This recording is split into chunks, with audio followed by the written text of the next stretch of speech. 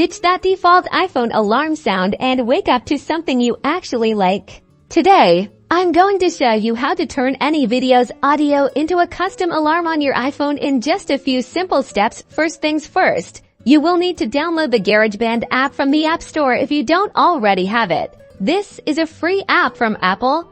Next, locate the video that contains the audio you want to use, then share it to your Files folder. This saves the video locally on your phone for easy access. Now, open GarageBand, swipe left until you find the audio recorder option, and tap it. Tap the View button that looks like a few lines and turn off the metronome. It is the icon to the right of the View button.